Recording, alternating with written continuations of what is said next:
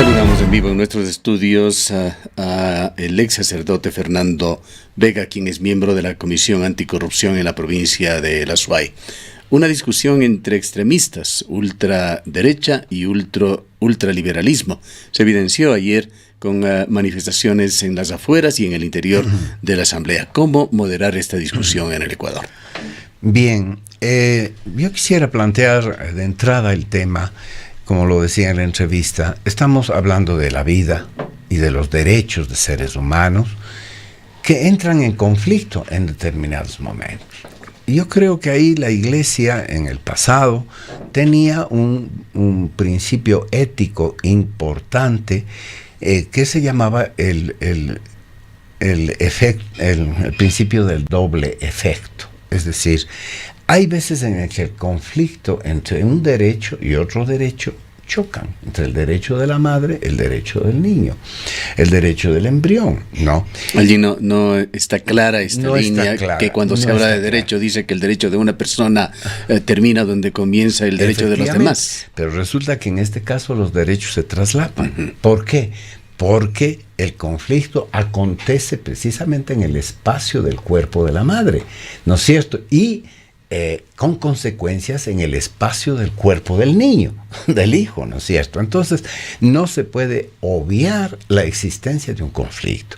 Entonces, pretender entregar el debate a aquellos que consideran que la vida del feto es inviolable absolutamente en todo momento sobre la vida de la madre, resulta extremista, así como la postura de aquellos que pretenden que la mejor manera de garantizar los derechos de la madre sea siempre la eliminación del feto. Es decir, porque quienes abogan por este avance, podríamos decir, hacia la despenalización del aborto, son partidarios de que el aborto debe ser una decisión libre y voluntaria de la mujer, absolutamente, ¿no? Entonces, entre esos dos extremos está la realidad, el hecho de que existen mujeres que abortan.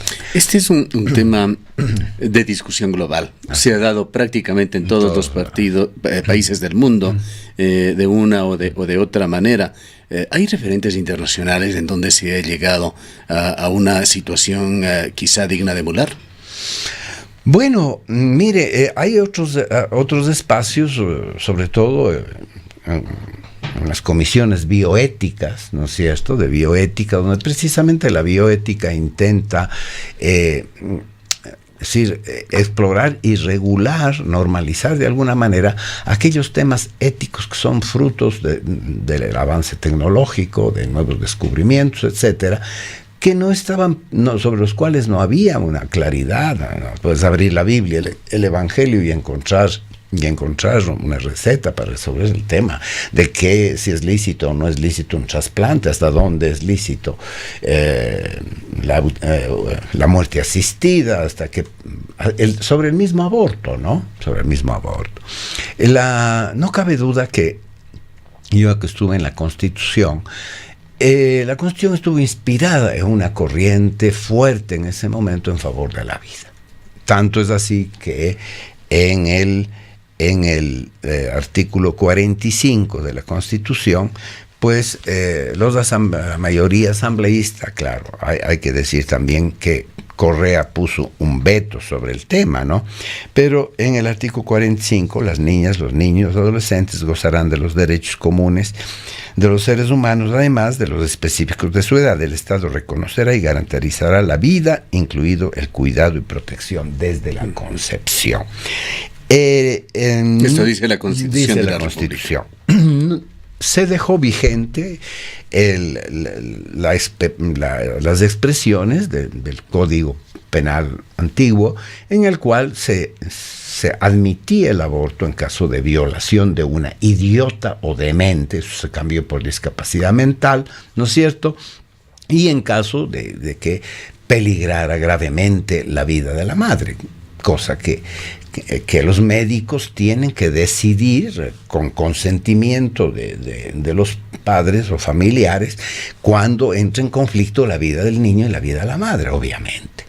Aquí el problema es cuando no existe el peligro de muerte, digamos, de la madre, pero sí una afección psicológica fuerte, es decir, llevar en el vientre el fruto de una violación hecha con violencia, con venganza.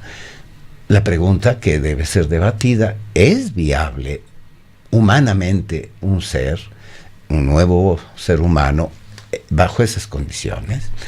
¿Es viable? ¿Hasta qué punto es compleja la vida de una criatura fruto de un estupro, de un incesto, ¿no?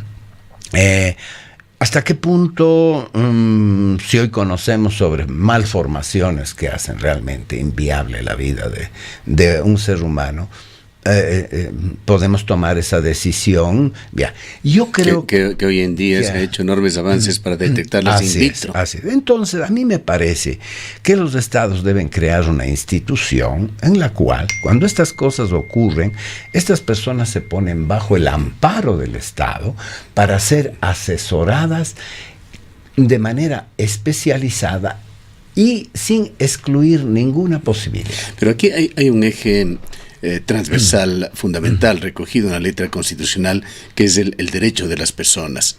¿Qué decir de los dogmatismos en este tema?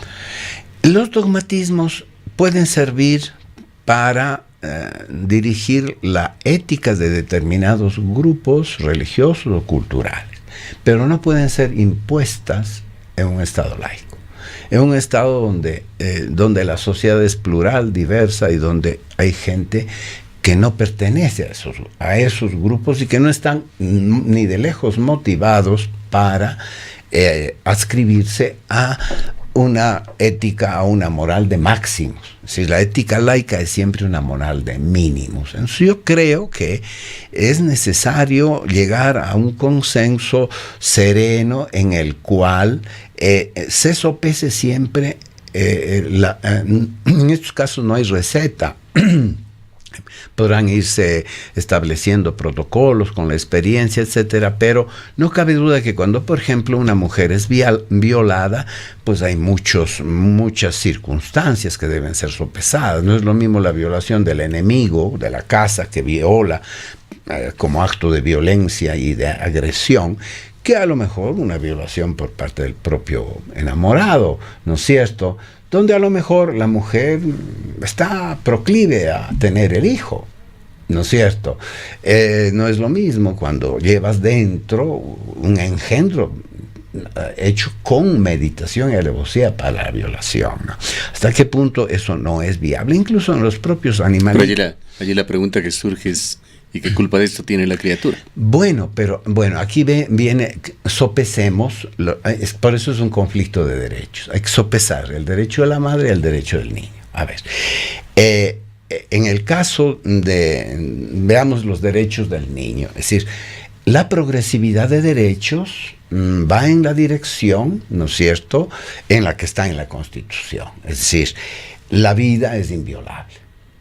A ver, hemos ido ganando derechos, las mujeres han ganado derechos, los niños... Pero definamos algo allí, perdona la interrupción. ¿En dónde comienza la vida? Para la ciencia es el momento de la concepción. Para aspectos de carácter legal, el momento del nacimiento.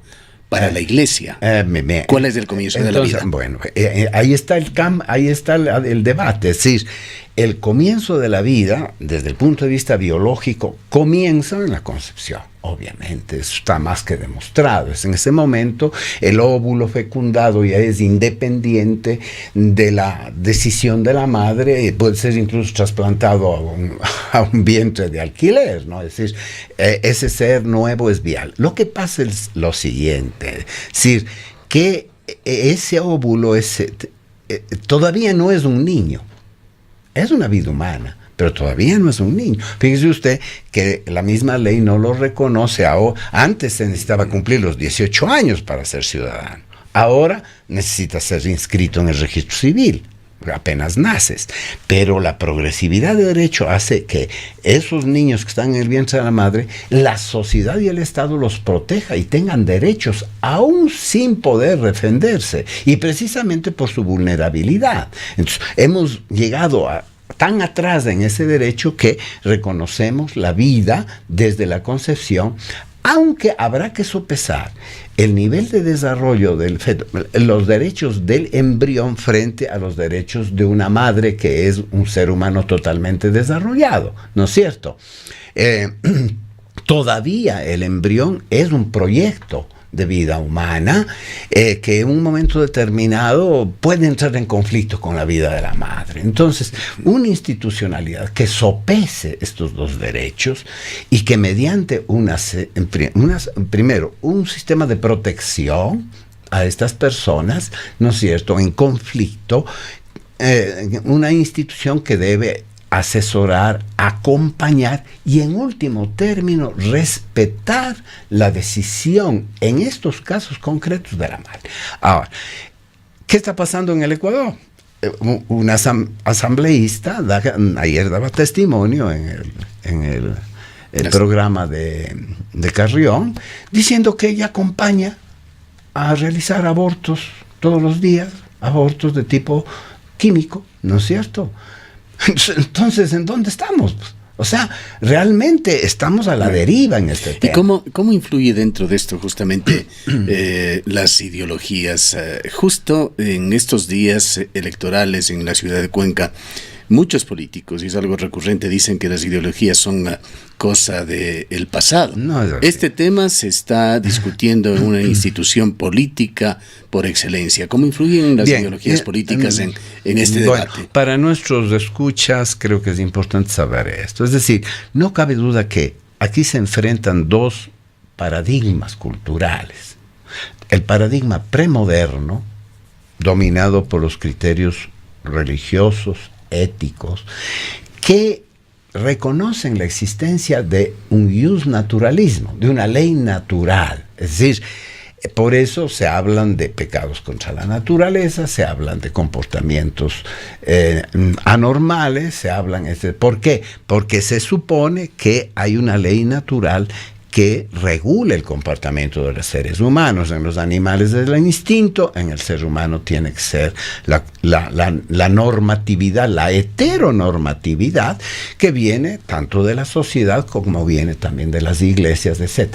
Al otro extremo está un paradigma nihilista, existencialista, donde la existencia precede a la esencia. Es decir, no existe ley natural, no existe esencia humana. El comportamiento humano debe ser construido únicamente mediante acuerdos del pacto social. ¿Se resume esto? Entonces, o confluye esto de alguna manera en esa filosofía un tanto indefinida y tan debativa de la ideología de género? Claro, obviamente, la ideología de género está dentro de esa visión del mundo en la cual no existe ética.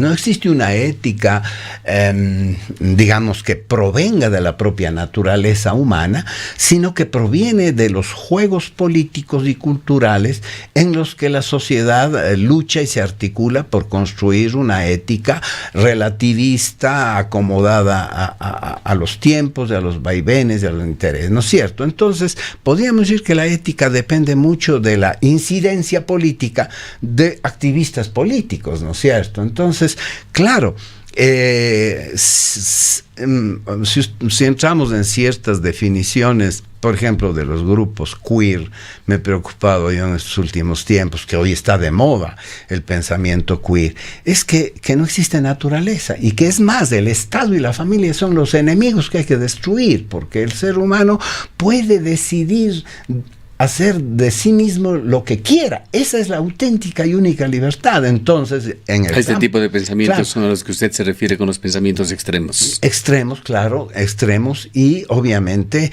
de gente muy, normalmente son intelectuales.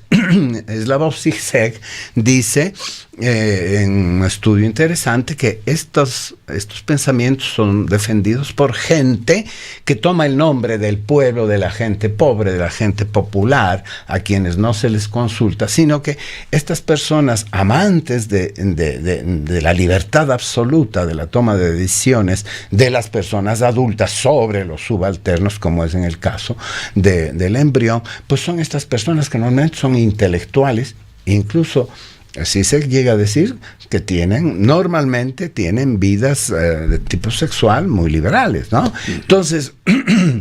Entonces, el tema es complicado y yo creo que ¿Ha podido revisar usted la letra de lo que se propone? Bueno, son en 3 casos, me parece que son 3 casos los que se quieren despenalizar. El tema de la violación, el tema del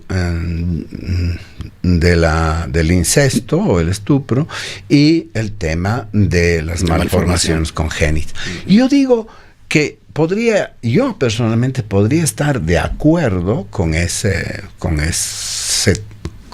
estudiar ese tema y legislar sobre ese tema, pero con una institucionalidad muy fuerte de la sociedad, ¿no es cierto?, que acompañe. Es decir, lo más importante es no dejar a estas personas a la deriva, sino acompañarlas. Y acompañarlas dándoles toda la información y el acompañamiento, no solo información, sino apoyo moral, espiritual. Es decir, ahí debe confluir. Sabiendo cómo funcionan las instituciones ecuatorianas, ¿no podría esto convertirse en una utopía inalcanzable? Bueno, pero sí, por no intentar lo utópico, pensemos lo imposible, ¿no es cierto? Soñemos con lo imposible. Entonces, no tenemos más remedio que simplemente convertirnos en fríos aplicadores de la ley, donde en realidad los problemas humanos no se resolverán, aunque la sociedad crea que los resuelve, ¿no? Entonces, a mí me parece que lo mismo pasa con el tema de las drogas, ¿no? Yo hice un trabajo con el INEC sobre el tema del buen vivir, y el tema de la droga apareció en 15 provincias del Ecuador, especialmente en la costa de manera mucho más fuerte, donde realmente las familias sienten que el Estado, por ejemplo, con la famosa lista de los gramos que puede portar una persona, sienten que el Estado, y con los derechos del niño incluso, esta gente sencilla, humilde, siente que les han quitado el derecho a educar a sus hijos, sienten que sus hijos están a la deriva y que no pueden hacer nada por ellos. Además que, por ejemplo, el caso de las adicciones, el Estado no tiene el número suficiente. Es un tema que en algunos lugares del país está yendo de la mano. Claro, realmente. El número suficiente. La incidencia de esta nueva droga H, claro, en los sectores populares. No existen ni siquiera hospitales o centros de rehabilitación donde el Estado realmente atienda estos problemas, ¿no? Entonces a mí me parece que si no vamos al meollo del asunto, a resolver el sufrimiento humano, tengamos, en el caso de una mujer violada, veamos a la mujer violada, sufriente. ¿Qué piensa hacer? ¿En qué circunstancia está? ¿Cómo le podemos ayudar espiritualmente, psicológicamente, materialmente? A lo mejor su decisión es aceptar al niño, a lo mejor su decisión es darlo en adopción, a lo mejor o peor, como se quiera pensar, decide abortar. Pero ahora, eso tiene que ser autorizado. Aterrizando en aspectos prácticos, en todo caso, la letra de la ley la aprobará o desaprobará o la reformará la Asamblea, pero esta tendrá que pasar por el filtro de la Presidencia de la República. ¿Descifra usted cuál es el pensamiento de Lenín Moreno sobre este tema? Bueno, yo creo que Lenín Moreno es una... Como todo el mundo, nadie es igual. El presidente Correa en este tema, él personalmente vetó la posibilidad de debatir estos temas en la Asamblea. Recordamos los incidentes con las asambleístas. A pesar de ello, a pesar de que el aborto no fue considerado en la Constitución, sin embargo, ciertos sectores de las iglesias hicieron campaña en contra de la Constitución diciendo que era abortista. En parte, mi suspensión del sacerdocio tuvo que ver con eso, ¿no? ¿Verdad? Entonces, Fíjense, no hay una sola palabra sobre aborto en la Constitución. Sin embargo, el extremismo dijo que la Constitución era abortista, ¿no es cierto? En cambio, del otro lado, claro, Correa era obviamente católico, de tradición judeocristiana, machista, patriarcal, etc. Lenín Moreno a mí me parece que no sabes de él, es una de cal y otra de arena. No sabemos si en este momento él dirá, señores, no sé, recurriendo a las teorías cuánticas, ¿no es cierto?, para aprobar en estos casos concretos el aborto.